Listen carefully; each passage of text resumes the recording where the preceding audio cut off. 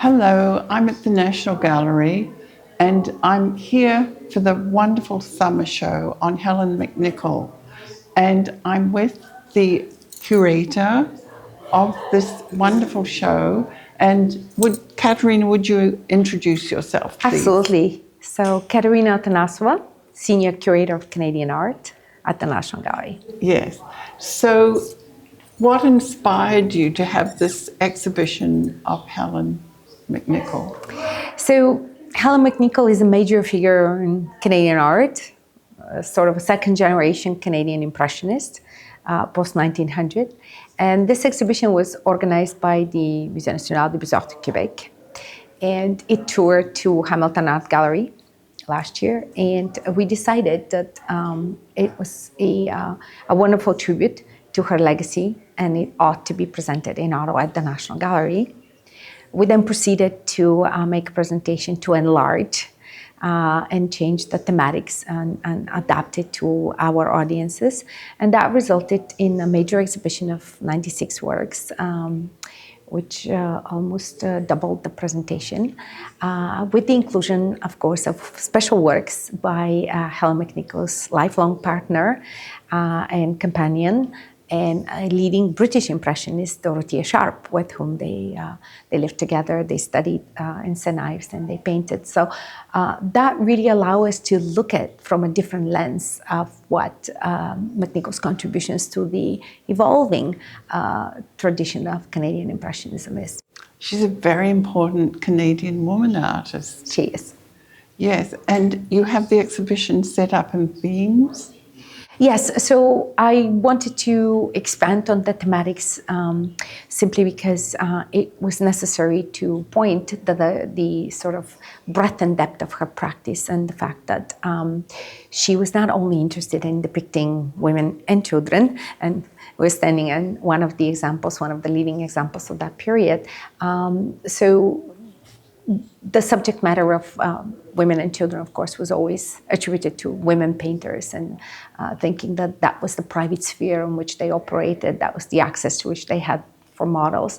And what I wanted to do is to show that McNicoll was quite different, that she would tackle very masculine themes, that she was not afraid to paint harbor scenes, to look at harvests, to portray farm life and agricultural labor. And so that variety of subject matter, that really sensitivity to modern life at the time, which is associated with Impressionism, was in her practice very much embedded for the very short period of time that she lived and worked, because as you know, she's quite young. She exhibited her first work in 1906, and she died tragically in 1915 at the age of 35. So we're really looking at 9 years of professional development, training, and exposure to art practices, and then, of course, maturing very quickly into those themes. So it's quite remarkable what she achieved for such a short period.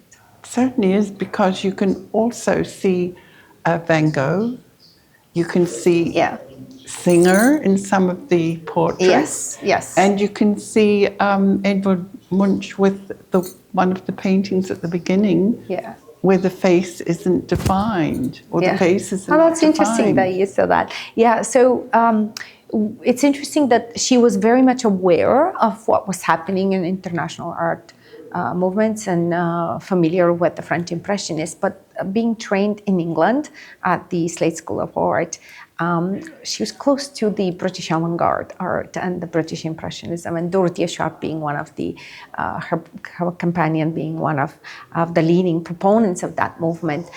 She sort of adapted and found her own voice very quickly that really differentiated and distinguished her art from the British Impressionists of the time. Yes, it's very important for artists to keep up with what is happening around them as well.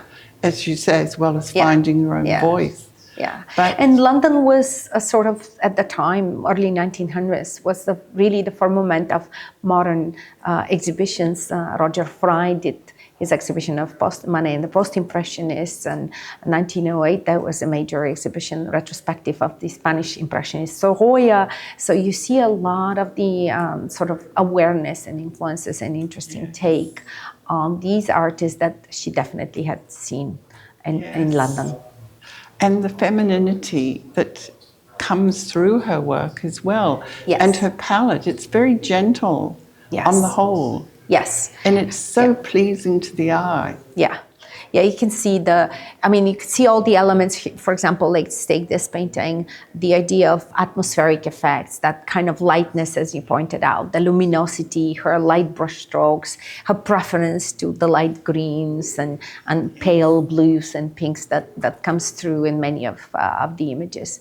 But yet, one thing that is different, you don't see the disillusion of form, being trained academically and being sort of more interested now post-1900 into retaining the image. You don't see the form dissolved. You see the very kind of a solid representation of figures and Yes, forms. it's such a beautiful exhibition. Is there anything you would like to add?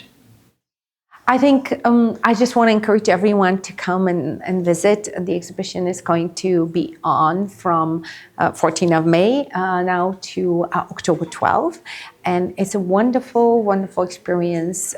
Takes you back in time 110 years ago, but it takes you on a phenomenal journey, physical journey, artistic journey, journey of a young woman who really had taken art seriously and had strived to become a professional painter and be recognized for her achievements and her talent. We must remember the beauty as well. Yes, and the beauty. Yes, thank you so much, Katerina. And that's what we hope art will do, bring some beauty into our lives. Yeah, absolutely. Thank you. Thank you. That was Katerina, the curator of this wonderful exhibition of Helen McNicoll at the National Gallery of Canada. Do try and come and see it.